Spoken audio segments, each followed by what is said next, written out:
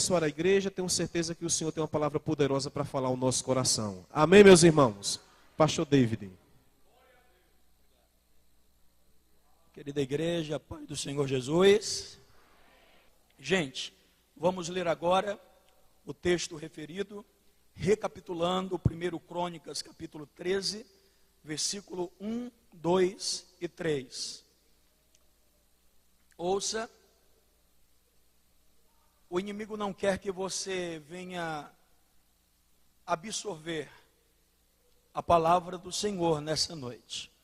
Então, antes de efetuar a leitura, erga uma das mãos nesse momento. Eu declaro que todas as mentes e corações estejam agora conexos ao Senhor.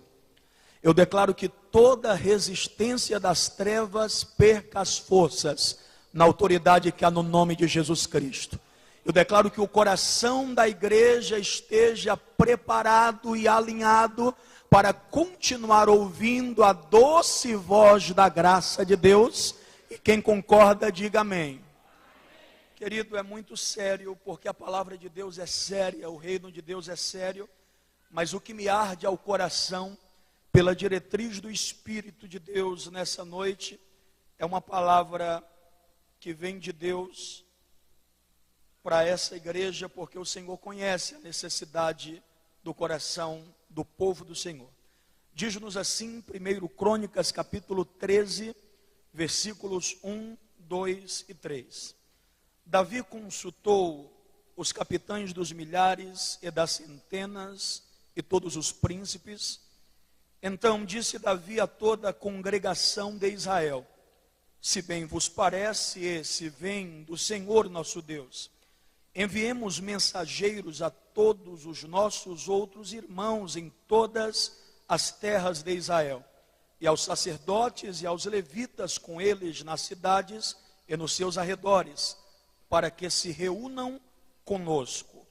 Toda atenção nesse momento, nesse instante, findando leitura, leiamos o versículo de número 3, que diz-nos: tornemos a trazer para nós a arca do nosso Deus, pois não a buscamos nos dias de Saul.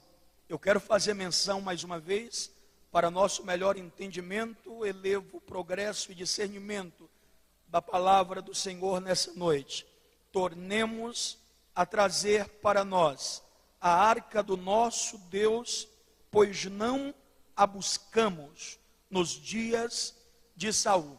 Essa igreja é uma igreja ensinada, é uma igreja que ama a palavra de Deus, é uma igreja que tem um abençoado conhecimento bíblico. Eu quero fazer uma pergunta antes de sentarmos para nos alimentarmos da palavra de Deus. Quem aqui recorda o que a arca representou na Bíblia Sagrada? Alguém aqui lembra o que representava a arca? Quem souber, por favor, responda em alto e bom som. Perfeito. A arca era a representatividade da presença de Deus.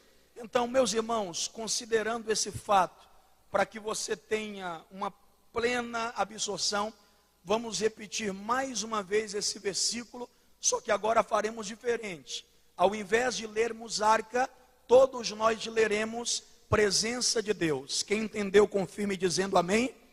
Ao som do 3, bem belo, porque é para Jesus e somente para a glória dele. Ao som do 3, todos nós leremos o versículo 3 como combinado. 1, 2, 3. Tornemos a trazer para nós a presença do nosso Deus, pois não a buscamos nos dias de Saul. Pegue na mão de alguma pessoa e diga: cuidado com os dias de Saul. A igreja que espera o arrebatamento deve andar na contramão dos dias de Saul. Quem crê nessa verdade, erga as mãos, glorifique a Deus. Tome assento, querido, por favor. Pastores, querida igreja, todas as vezes que eu leio o terceiro versículo que mencionamos leitura, eu me vejo diante de uma pergunta: de uma indagação. Qual o teu maior patrimônio? Qual o teu bem maior? Qual a tua maior riqueza? O texto em apreço trata-se de uma das decisões mais sábias que Davi efetuou como monarca, tendo sido ele o segundo rei de Israel e como um líder aprovado no crivo de Deus. Davi efetua essa ação que foi uma ação tão envolta da graça de Deus, tão encharcada da diretriz do Espírito, que essa decisão trouxe vitalidade e fortaleza sobre todos os dias do reinado de Davi. E acredite, até mesmo nos dias mais escuros e sombrios que Davi viveu. Eu tenho pregado nos últimos anos que decisões, por mínimas que sejam, elas têm o poder de alterar sentenças, elas têm o poder de modificar destinos. Por isso, muita cautela, muita eficácia, muita precisão nas decisões que você está pensando em tomar. Pois decisões, como já tenho proferido, por mínimas que sejam, têm o poder de alterar sentenças, têm o poder de modificar destinos. Eu aprendi que a grande realidade que separa quem nós somos de quem nós queremos ser, vai estar naquilo que nós fazemos, no nosso comportamento, na nossa conduta. Tiago capítulo 2, versículo 17, a Bíblia diz que a fé sem obras, ela é morta. Porque quando eu desejo verdadeiramente algo, eu me entrego de todo o coração, eu me rendo sem reservas, eu dou toda a plenitude da minha ação para conquistar aquilo que eu tenho como propósito. Quando o propósito não é genuíno, a dedicação não será completa, não será plena, não será verdadeira. Porque quem quase quer alguma coisa, quase vai alcançar essa coisa. Quem quase deseja algo, quase vai ter algo. Agora quem quer algo de todo o coração, vai lutar. Deus vai dar graça e você vai alcançar em nome de Jesus Cristo. Porque quando o nosso desejo está desalinhado do nosso comportamento, isso significa que o propósito não é genuíno. Mas essa igreja está em uma marcha e não será parada, porque a força dessa igreja, aleluia, está no nome do Senhor dos Exércitos. Meus irmãos, Davi, como líder aprovado no crivo de Deus, ele não age como um chefe. O chefe, ele faculta ordens. O líder, ele motiva, ele inspira, ele envolve, ele acredita na chamada de cada um. Ele faz com que os liderados tenham sempre uma visão coletiva e nunca pensem ou ajam na minúscula visibilidade da singularidade do ego e do orgulho. Porque existem pessoas que estão destratando o reino de Deus. Foi lido nessa noite, Salmo de número 133, que é uma porção bíblica que fala-nos da unidade. Enquanto estivermos unidos, o Senhor estará prosperando os nossos caminhos. Davi tem agora um despertamento no coração que veio da parte de Deus. Davi agora tem um propósito no seu coração, e esse propósito, Davi entende, pastor Mauro, que não pode resumir-se a si mesmo, pois Davi é um líder de Deus, Davi não é um chefe, Davi não pregou a singularidade, Davi agiu na coletividade, porque ninguém consegue nada sozinho. Porque ninguém consegue nada sozinho. Se nós estamos de pé, é porque a minha luta é tua luta, a tua luta é minha luta, a minha batalha é a tua batalha é minha batalha. Eu oro por ti, tu ora por mim, a igreja ora pelo pastor, o pastor ora pela igreja, os líderes oram pelos liderados, os liderados oram pelos líderes, e quando isso acontece, o inimigo perde a estrutura, porque uma igreja unida está na marcha da força de Deus e não será destruída. Quem crê que a igreja deve continuar unida, pode erguer as mãos para adorá-lo, glorificá-lo, exaltá-lo, bendizê-lo na beleza da sua santidade. Perceba o teor da pluralidade. Davi não é chefe, Davi é líder, pastor Mauro. Davi não disse eu tornarei, ele disse tornemos. Davi não disse presbítero Erivonaldo, Davi não disse assim, eu farei, ele disse nós faremos. Manda passar pregão pelo reino. Chama os capitães dos milhares, chama os capitães das centenas, chama os sacerdotes, chama os levitas. Eu quero que todos saibam do propósito de Deus que me arde ao coração. Igreja do Senhor, Davi queria quebrar um tabu de no mínimo 70 anos. Você recebe essa palavra? É profecia de Deus para a tua vida. O tabu vai ser quebrado em nome de Jesus Cristo. Quem crê, erga as mãos para glorificar o nome de Deus. O tabu vai ser quebrado querendo o diabo ou não. O tabu vai ser quebrado querendo a retaliação das trevas ou não. O tabu vai ser quebrado querendo os invejosos, querendo os opositores ou não. O tabu vai ser quebrado em nome de Jesus Cristo. Que tabu era esse? Meus irmãos, 1 Samuel registra o momento em que aquilo que Davi queria estava na mão do inimigo. Porque o propósito de Davi, apresentado a Israel e a sua liderança, está no versículo 3. Por isso Davi pregou essa coletividade. Eu não posso fazer sozinho. Eu preciso de todos vocês. Porque eu aprendi com um grande amigo, pastor Juscelino Sampaio, da Assembleia de Deus de Juritianha, Ceará. Ele disse que o que destrói uma visão é uma outra visão. O que acaba com uma visão é uma outra visão. Querida igreja, se Deus deu uma visão para a liderança que Ele estabeleceu sobre ti, não queira colocar uma outra visão por cima, porque quem se revela para a liderança é Deus. E quando nós não obedecemos a visão que Deus outorgou para os nossos líderes, isso se chama rebeldia. E é um pecado muito grande diante dos olhos de Deus.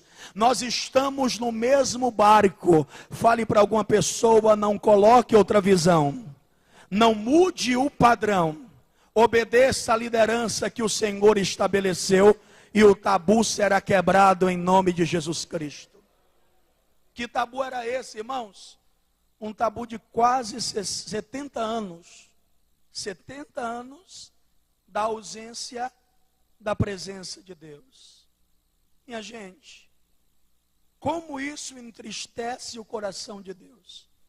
Pois em pleno ano 2016, esse é o retrato preciso, a figura concisa, o modelo fidedigno do que tem se repetido nos nossos dias.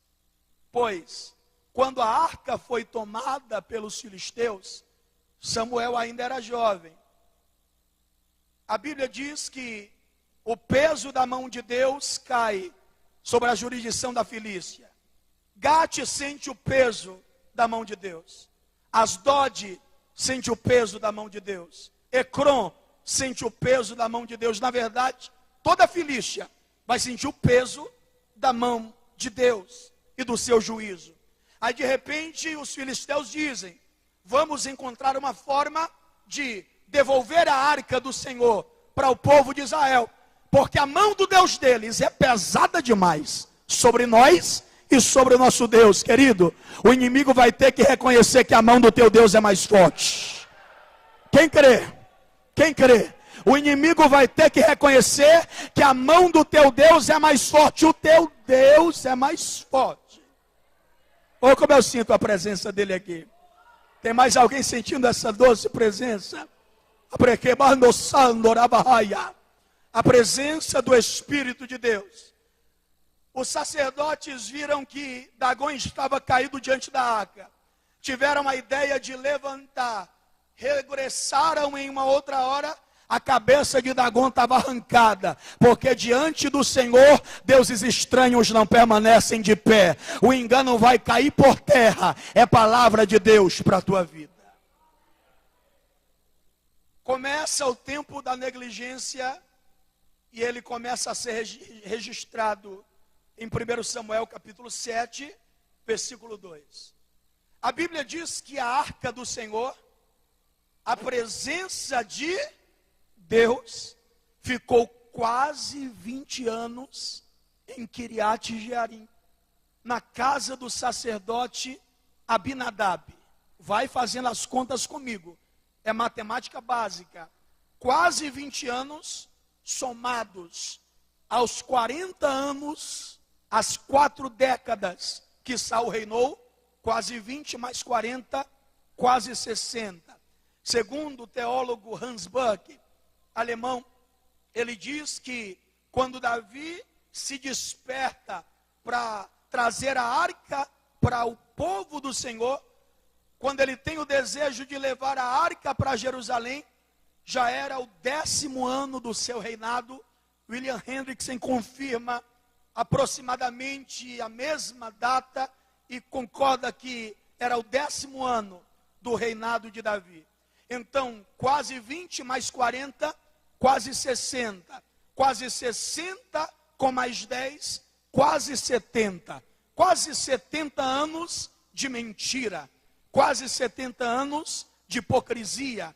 Quase 70 anos de uma espiritualidade mascarada. Porque o culto deixou de acontecer? Não, pelo contrário. Em Gibeá tem sacerdote, em Gibeá tem levita, em Gibeá tem sacrifício, em Gibeá tem tudo, menos aquilo que é a maior riqueza de um culto, a presença de Deus no meio de um povo. E parece que a nossa geração se acostumou com isso, com culto sem a presença de Deus.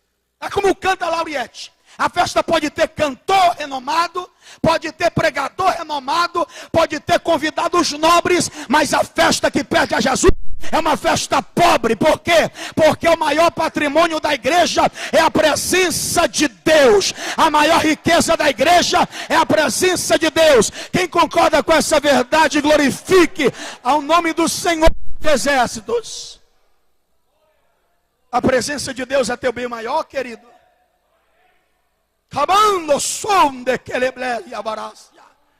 A presença de Deus é a maior riqueza que você tem. Porque no coração e na mente de Davi, a maior riqueza que ele tinha não era o ouro, a maior riqueza que ele tinha não era a prata, a maior riqueza que ele tinha não era a sua habitação, a maior riqueza que ele tinha era a presença de Deus na sua vida. Oh, como eu sinto a presença dele. Tem mais alguém que veio adorar o seu nome? Pode ficar à vontade para glorificar aquele que é vivo e que reina para todo sempre. Glória a Deus. Davi está na condição que Deus quer. Davi quer denunciar não a pessoa de Saul.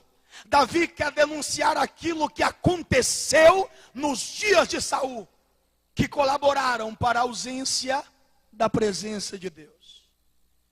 Como é que o camarada reina 40 anos? Isso aqui entristece a Deus.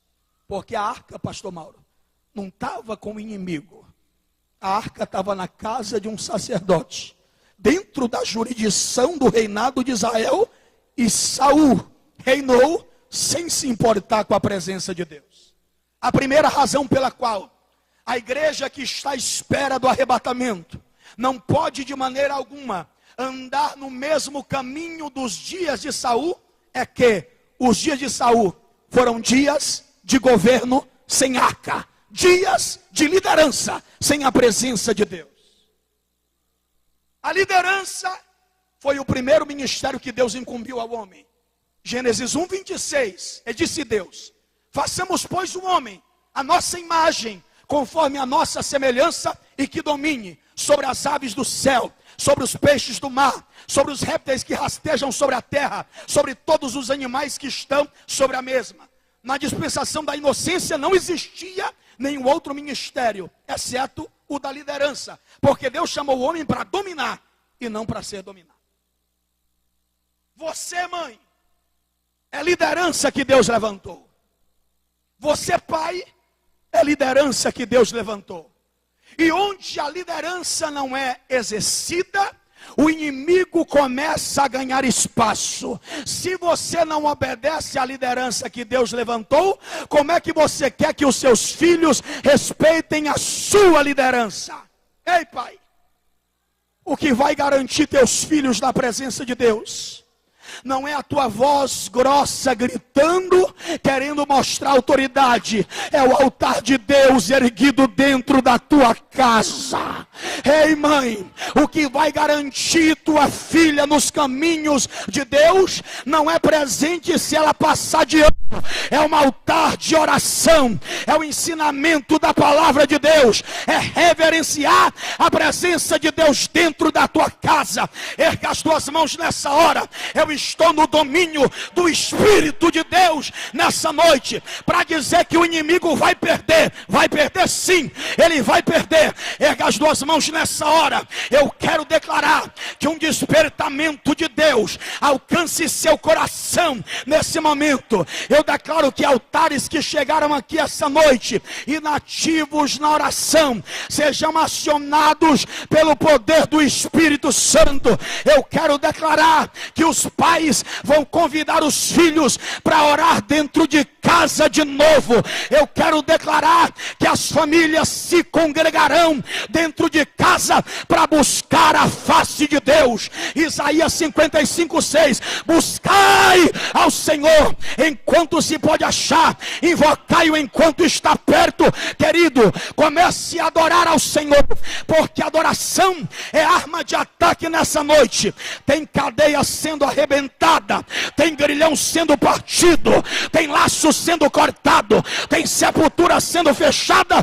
Cadê a igreja que veio aqui para adorar o nome do grande, o nome do santo, o nome do eterno Deus? Está preocupado com a tua família? Deus está preocupado com a tua casa? Pastor Mauro, a maior força que Jesus Cristo facultou ao homem foi a graça para discipular. Uma igreja que não discipula é uma igreja que parou no tempo.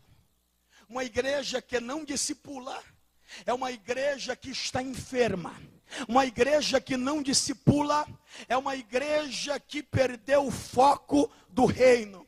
E é como um amigo meu do Ceará me ensinou: discipular não é levar pessoas para dentro de quatro paredes. Discipular é levar pessoas a Cristo Jesus.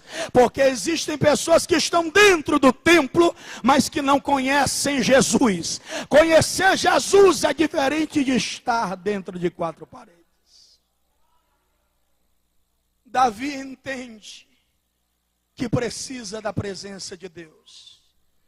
Que geração é essa que tem testemunhado uma liderança sem presença, ditar que o reino de Deus é algo parecido e similar com fatores da terra?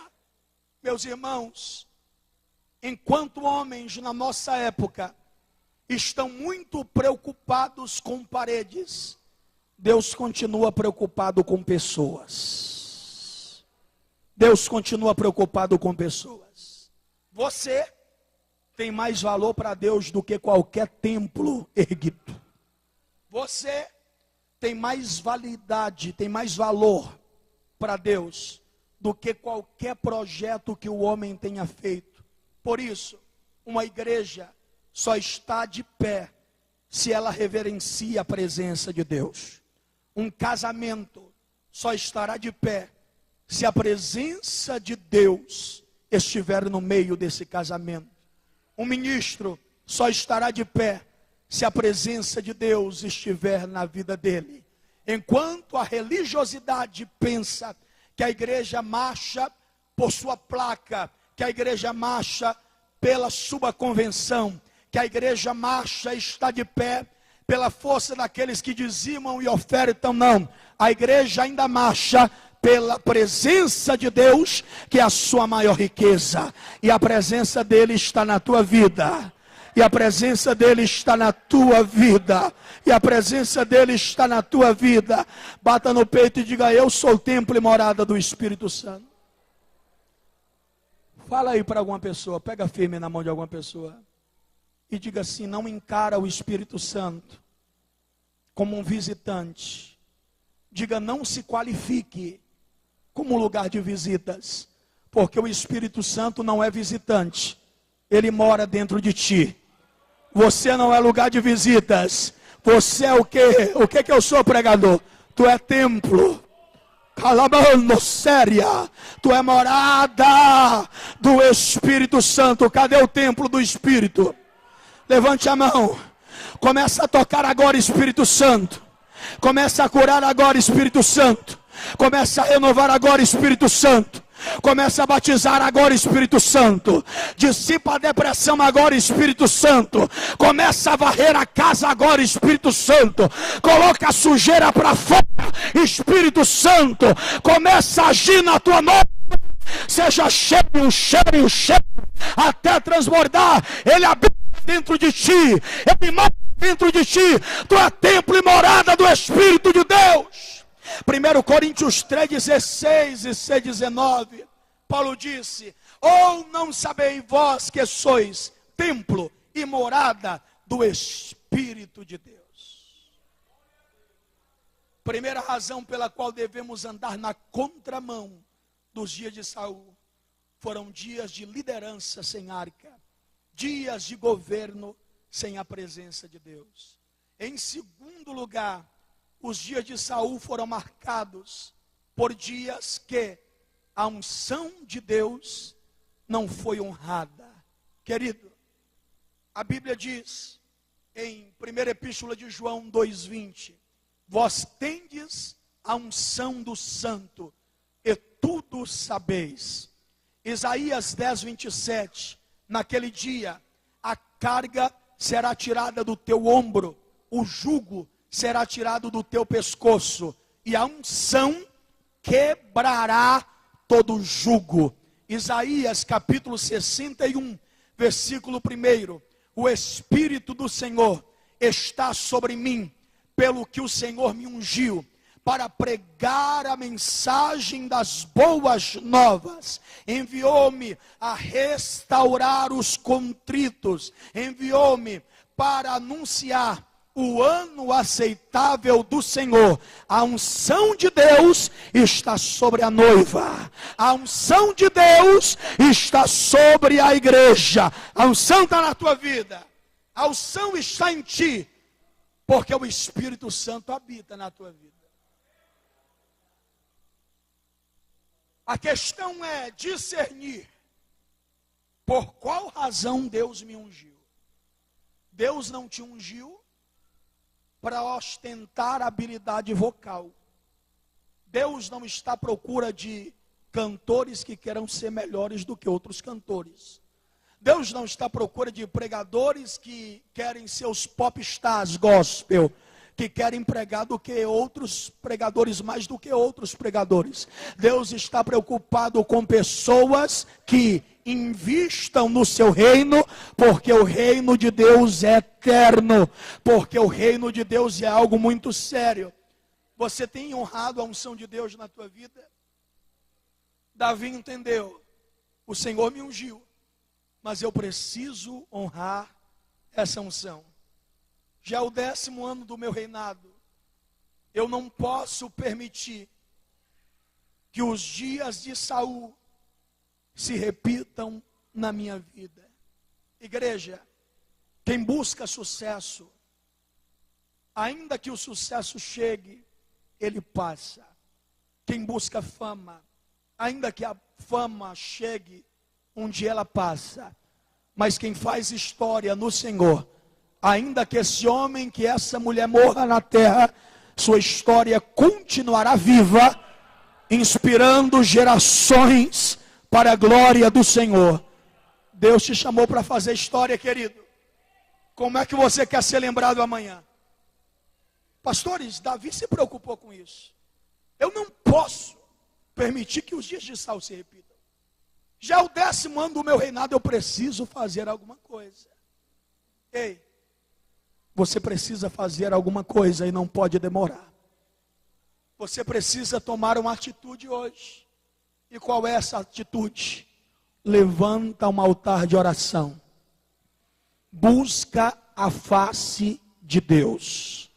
Te entrega diante do Senhor. Eu falei isso aqui da última vez que eu preguei. Eu estava orando e o Espírito Santo falou para mim: meu filho, a família de um homem jamais estará de pé se o seu altar estiver caído. Se o teu altar estiver caído, tua família não pode estar de pé.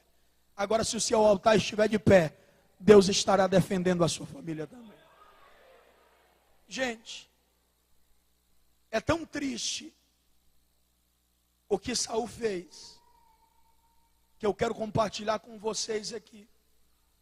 Você pode dizer: tá bom, Davi disse, tornemos a trazer para nós a arca, a presença de Deus. E ele denuncia, não Saul, mas o que aconteceu nos seus dias, porque não a buscamos nos dias de Saul. Eu quero fazer para vocês menção de algumas traduções para você entender o peso da negligência que houve nos dias de Saul. A versão da Bíblia King James diz que não a consultamos nos dias de Saul. Ou seja, nos dias de Saul, o conselho de Deus não foi buscado. Nos dias de Saul, o conselho de Deus não foi valorizado, reverenciado. Querido, você às vezes fala da tua vida para A, para B, para C, só se esquece de contar para a pessoa principal, que é o Espírito Santo. O conselho do homem na terra nem se compara ao conselho de Deus para a tua vida. O conselho de Deus é mais forte do que o conselho do homem.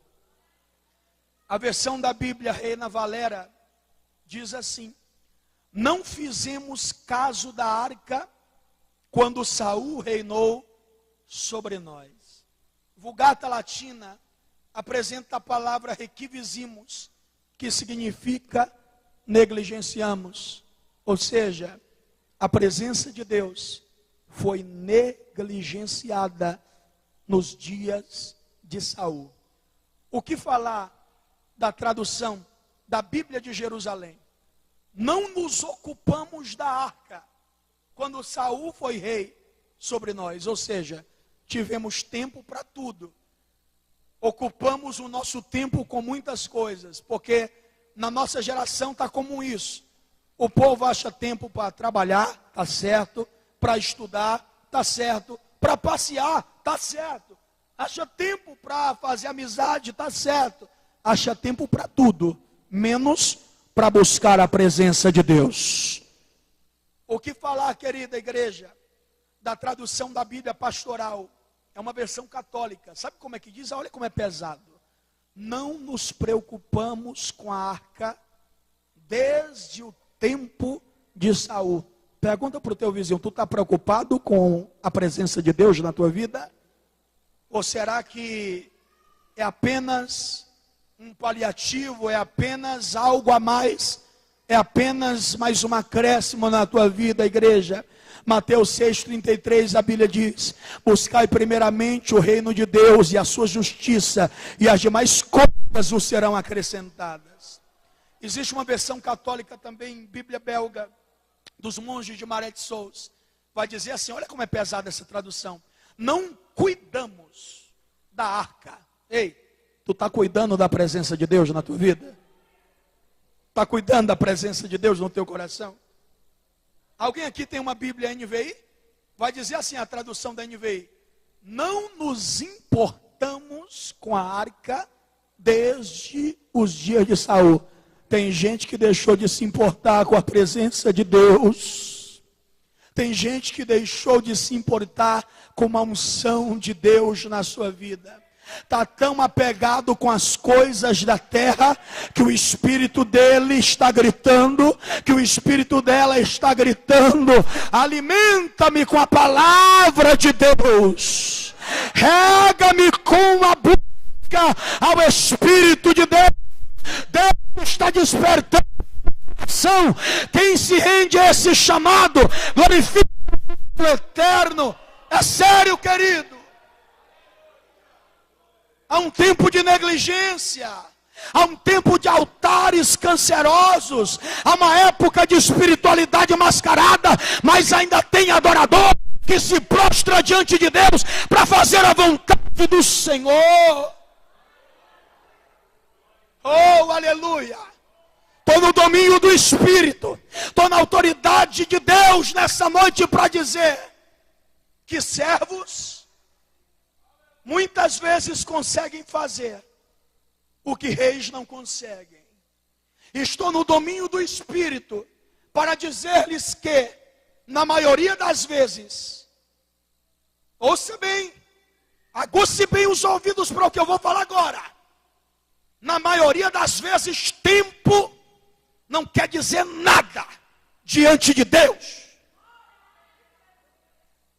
Ei, irmão, uns têm mais oportunidade em tempo, outros têm uma oportunidade mais resumida. Só que para Deus, o que vai valer mais não é o tempo que se tem a oportunidade, é a dedicação que temos com o tempo que Deus nos deu. Eu mencionei nessa noite 1 Samuel capítulo 7, versículo 2. Falei do sacerdote Abinadab, que teve a arca na sua casa aproximadamente 20 anos. Quase 20 anos. Ei, quase 20 anos é um tempo considerável, hein? Para nós? Quem concorda com isso? Mas como é que pode? Quase 20 anos, meu amigo Paulinho, a arca, a presença de Deus na casa de um sacerdote, e nada mudou. Davi, como rei, na sua primeira tentativa, não conseguiu trazer a arca para Jerusalém. Davi, infelizmente, tinha um bom desejo, mas em primeira instância, teve um comportamento reprovado. E viu o juízo de Deus na vida de alguém por isso. É muito sério o que eu vou falar agora. Quando o desejo é bom, mas a ação não é do jeito que Deus quer, não teremos aprovação no crivo de Deus. Veremos Deus tocar em alguma coisa. Será que vai ser necessário? Deus está falando com alguém aqui.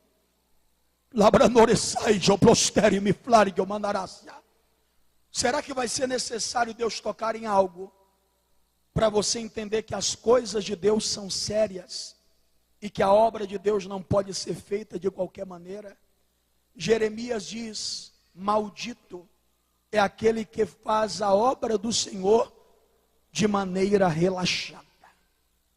Davi colocou a arca, que era de madeira de acácia, revestida de ouro, por isso que pesava muito, dentro de um carro. E os bois estavam puxando a presença de Deus. Só que Deus não consagrou bois para carregarem a sua presença. Deus consagrou pessoas para serem cheias da sua presença. Pegou, crente? Pegou, vaso? Deus não consagrou animais para carregarem a sua presença. Deus consagrou homens, Deus consagrou pessoas para carregarem a sua presença. Ela está sobre a sua vida. Ela está sobre a sua vida. Ela está sobre a sua vida. Ela está sobre a sua vida. Na era de Nacon, os bois tropeçam. Uzá, filho de quem? Filho de Abinadab. filho de alguém que a arca ficou na sua casa quase 20 anos. Sabia que não podia tocar. E quando a arca foi pendendo, ele foi tocar na arca de Deus. E quando ele toca, o que acontece? A Bíblia diz que ele morre. Querido, quando Uzá morre, Davi fica muito triste humanamente falando e disse: como trarei a nós a presença, a arca de Deus? Faz o seguinte, olha o que o rei diz. Ei, família Vale de Bênção, olha o que o rei diz: leva a arca, leva a presença para a casa do servo, leva a arca para a casa de Obed-Edom, o servo geteu. Aí o que acontece? Quando a arca vai para a casa do servo, quando o rei manda a arca para a casa do servo, o servo fez, pastor Mauro, o que um rei não conseguiu fazer. Porque aquilo que não conseguimos com coroa, conseguimos com os joelhos dobrados, humilhados diante de Deus. Não está dando certo com a tua materialidade, não. Te humilha diante de Deus. Não está dando certo com aquilo que tu tem na terra. Te humilha diante de Deus. Deus feita como matéria do levassúrio ovarraia, faz corações se encurvarem diante da sua presença.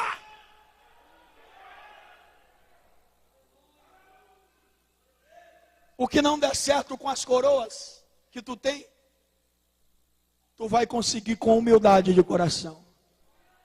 Há uma geração de servos conseguindo fazer o que reis não conseguem fazer: valorizar a presença de Deus. Rei Davi, tem uma notícia para te contar. Lembra do servo, o geteu? Lembra de Obed-Edom? Tem 3 meses que a arca está lá. E sabe o que foi que aconteceu, rei? O Senhor abençoou a casa de Obed-Edom por causa da arca de Deus. Mas espera aí, um sacerdote ficou com a arca, pastor, quase 20 anos e nada mudou, e um servo fica 3 meses, presbítero, com a arca dentro de casa. Por quê? Porque tempo muitas vezes não significa dedicação. Tem gente que diz: me respeite, tenho 30 anos de fé. Tem quanto tempo que tu não ganha uma alma para Jesus? Falei ontem em Quebrangulo. Tem gente que na época de política deixa o diabo ganhar espaço, porque enquanto tem gente que não tem vergonha de abraçar a causa do seu candidato, de pegar os panfletos e dizer: vota no meu prefeito, vota no meu vereador, vota no meu candidato. Tem quanto tempo que tu não pega um folheto para dizer para o pecador: grande obra dele na tua vida?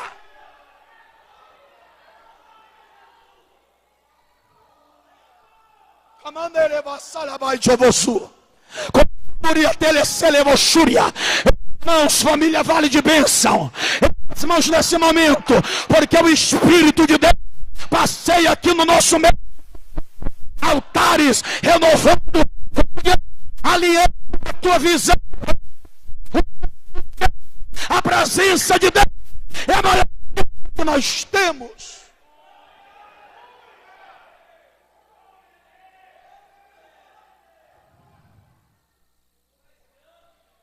Deus não se obrigará às nossas vaidades. Deus não se obriga às nossas vaidades. Davi tinha ouro, Davi tinha prata. Vou falar aqui numa linguagem atual. Davi, na sua época, tinha muito dinheiro. Só que o rei não conseguiu fazer o que o servo fez: abraçar a presença de Deus com diligência. Dificilmente, gente, dificilmente a presença de Deus se manifestará onde as coroas dos homens aparecerem. É muito sério o que eu falo aqui agora. Ouça o que o Espírito está dizendo. Dificilmente a glória de Deus se manifestará onde as coroas dos homens forem exaltadas, onde a ostentação do homem for aplaudida. Enquanto homens estão tratando a igreja como um império, Cristo está dizendo para a sua noiva: você não é meretriz, você não é concubina, você é uma noiva lavada, adornada, purificada, e eu estou voltando para lhe buscar. Quem crê que Ele está voltando? Oh, coisa linda! Chora mesmo, mulher de oração. Chora mesmo, homem de Deus, porque hoje você vai voltar diferente para a sua casa. A presença de Deus é quem restaura e é quem renova. Ei, irmão, Davi disse: se o servo consegue, eu vou lá buscar. Eu vou lá buscar a presença. Eu vou lá buscar a presença. Quem está disposto a tentar de novo? Pega na mão de alguma pessoa e diga: tenta de novo. A presença de Deus vale a pena. Diga: agora faz do jeito certo. Não se esquiva do peso da chamada. Eita! Não se esquiva do peso da chamada.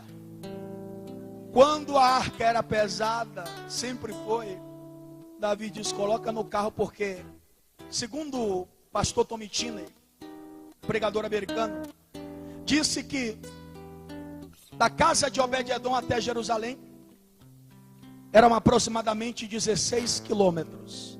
Ei, 16 quilômetros é mais ou menos daqui para onde? Alguém sabe? 2 vezes daqui a Santa Cruz, 16 quilômetros. Então, olhe para cá, porque eu já estou encerrando. Davi teve uma nova oportunidade. Quem crê que Deus está dando uma nova oportunidade? Só que agora Davi não está com a coroa. Davi está com o coração de servo. Aleluia. Davi está com o coração humilde.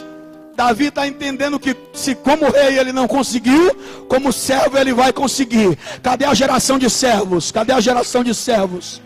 Cadê a geração de servos? Estou sentindo a presença de Deus aqui. Alemando, como um chostai de oblere basúria. Olha o que a Bíblia diz em 2 Samuel 6. Depois lê na tua Bíblia. A Bíblia diz que quando eles foram buscar a arca na casa de Obed-Edom, a cada 6 passos eles paravam. Eu tenho o entendimento que um culto era celebrado a Deus a cada 6 passos. Como é que é isso? Como é que a arca era levada, hein? Nos ombros. Por isso que Deus não se agradou quando eles colocaram a presença de Deus dentro de um carro. Deus não está preocupado com arquiteturas dos homens. Deus está preocupado com obediência e santidade. Deus está dizendo: agora está do jeito que eu quero. Eu quero que os homens sintam o peso da minha presença. Olha para cá. 1, 2, 3, 4, 5. No 6º passo a Bíblia diz, lê lá: morria um boi, depois morria um novilho, e o nome do Senhor era glorificado. O boi representa a força do homem, novilho vai representar a graça de Deus, porque onde morre a glória do homem, nasce a glória de Deus. A força do homem cai, a força de Deus levanta. Quem está entendendo, levanta a mão para glorificar a Deus. Dá para ti? Ei, é como se fosse sair daqui do acampamento do Vale, a melhor segunda-feira do estado do Pernambuco, até Santa Cruz do Capibaribe 2 vezes, parando a cada 6 passos para fazer um culto ao Senhor dos exércitos. Era desse jeito que Deus queria, e foi isso que Davi entendeu. Está pesado? Glorifica. Está pesado? Exalta. Está pesado? Agradece. Se a arca está pesada, é sinal que a tua chamada é verdadeira. Te coloca de pé em nome de Jesus. Oh, que presença doce. Comanda sai jotério blossúria. Alibado comanda lastere bachura bandeira varasta. Meus irmãos, o inimigo está muito furioso. Por quê? Porque nós iremos voltar diferentes para os nossos lares. Porque Deus deseja armar a sua igreja para um novo tempo nessas últimas horas. Para isso, preciso que você ouça essa verdade. Eu, Davi Rodrigues, afirmo que Davi foi o único homem que fez Deus, ouça bem, o único homem que fez Deus sentir saudades. Amós 9:11, tem um profeta profetizando uma profecia absurda para a sua época. Tem um profeta que não era filho de profeta, era homem do campo, era boiadeiro, era cultivador de sicômoros, era homem da agricultura, mas que tinha chamada de Deus, era Amós. O Amós de Tecoa, entregando a seguinte profecia: naqueles dias, tornarei a levantar a tenda caída de Davi, restaurá-lo-ei das suas ruínas, taparei as suas brechas, para que seja como no passado. Detalhe, irmão, o nosso passado, onde é que Deus lançou? Segundo a Bíblia, no mar do esquecimento. Só que quando o profeta diz essa profecia pela graça de Deus, o templo de Salomão estava de pé. Os sacerdotes e os levitas estavam trabalhando normalmente. O templo estava de pé. E a profecia de Deus era essa: vou levantar a tenda. Em outras palavras, era a grande estrutura de pé. E o entendimento do profeta é: Deus está com saudade da tenda humilde. Deus está com saudade da tenda pequena. Por quê? Porque a tenda era pouca estrutura e mais reverência.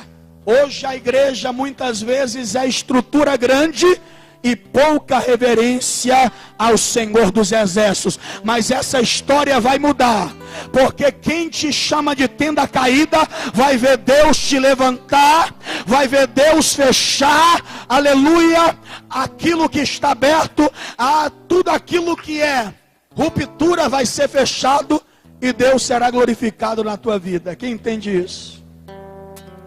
Por isso, eu quero lhe dizer: tua fé tem sido afrontada, tua família tem sido afrontada, teus filhos têm sido afrontados pelo inimigo. O inimigo tem jurado bagunçar com a tua casa, destruir a tua família. Mas eu venho como profeta de Deus dizer nessa noite: não haverá destruição enquanto os altares estiverem erguidos para a glória de Deus. Você que entende que Deus falou contigo e que precisa ter mais zelo com as coisas de Deus na tua vida, você que entende que a tua família precisa de ti, que Deus tem uma obra grande na tua vida e precisa de um renovo de Deus, e quem estiver aqui no nosso meio deseja receber mais poder de Deus sobre a sua vida, para lutar pelo seu casamento, pela sua família, você que deseja a cura de Deus, o milagre de Deus, sai rápido do teu lugar, vem aqui na frente, vamos orar juntos. Pode se aproximar, pode chegar diante do altar de Deus, porque nós iremos orar pela sua vida. Isso, se aproxime, não tenha medo, pode se aproximar. Vamos exercitar a nossa fé, vamos exercitar o nosso altar, vamos clamar ao Senhor dos Exércitos. Se aproxima, querido. Se aproxima, querida. Há uma geração de servos, pastores, que estão se levantando para conseguir aquilo que homens grandes não conseguiram. Há uma geração de servos que se humilham diante do altar e que entendem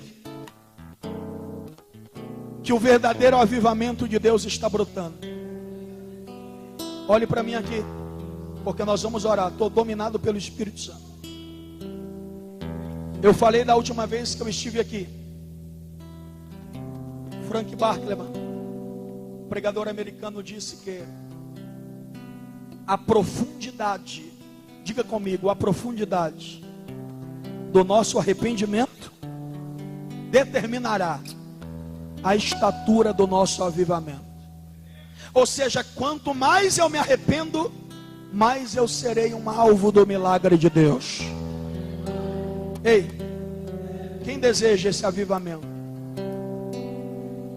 Diga para seu vizinho: vamos nos arrepender por nossos pecados, pelos pecados da nossa casa, pelos pecados da nossa geração.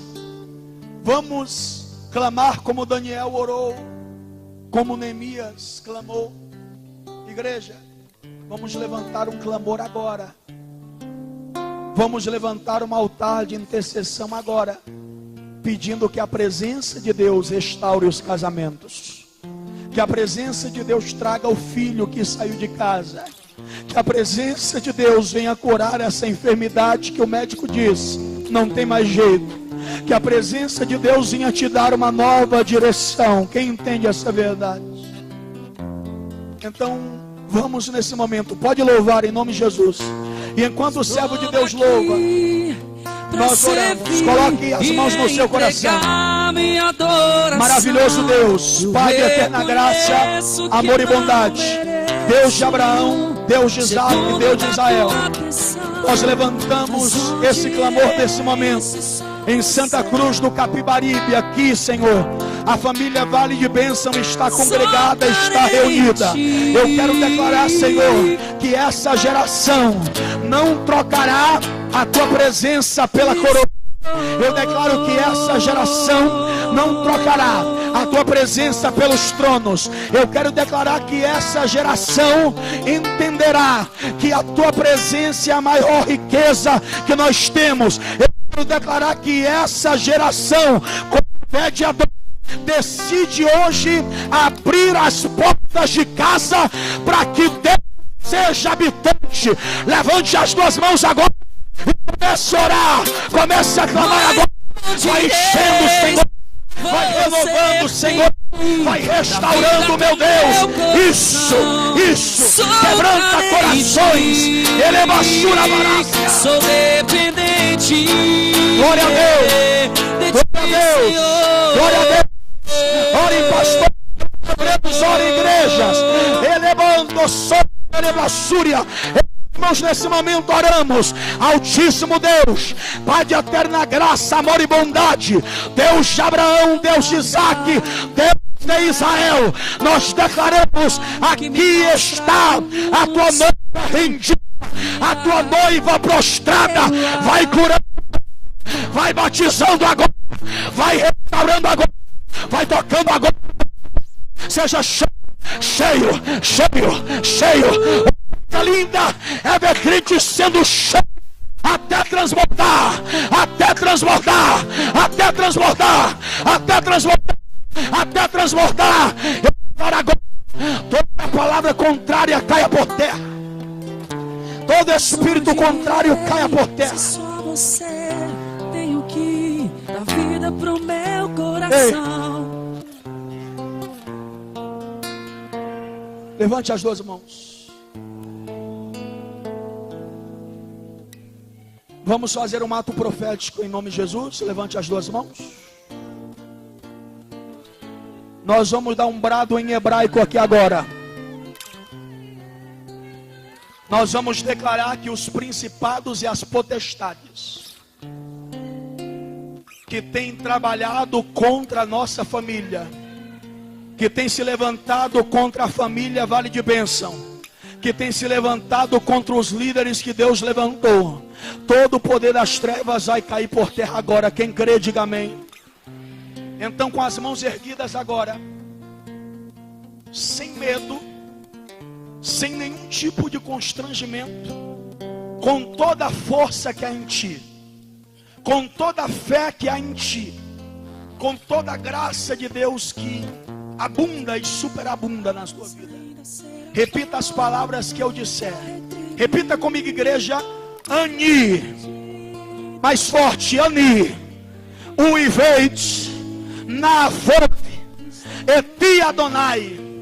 Pela segunda vez e com mais força. Ani. Uiveit. Navov. Eti Adonai. Pela terceira e última vez, para as estruturas do inimigo contra a tua casa caírem por terra, grite ali.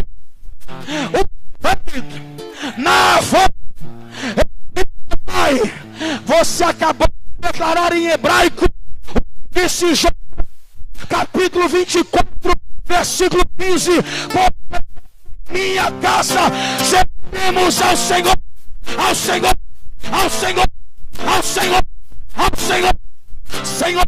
Famílias restauradas, casamentos restaurados, pais e filhos reconciliados. Declaramos a cura de Deus, a libertação de Deus, o milagre de Deus. Meu maior amor é você, Senhor.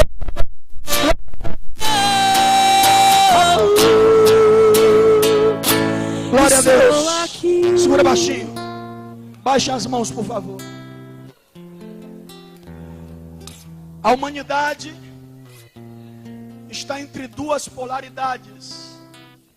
E cabe a nós, cabe a cada homem, cada mulher, decidir o que escolhe: a bênção ou a maldição. A bênção pela obediência, a maldição pela rebeldia. Deus deseja abençoar a sua vida. Você que chegou aqui essa noite, e Deus sabe como é que está a tua casa, Deus sabe como é que está a tua família. Ele está dizendo: não saia daqui hoje. Você que chegou aqui afastado, sem ter um encontro com Jesus. Você que chegou aqui e ainda não conhece o Senhor, Ele quer se revelar para ti. O Espírito Santo quer falar contigo. Eu quero saber, onde está a primeira pessoa que decide hoje ter esse encontro com Jesus?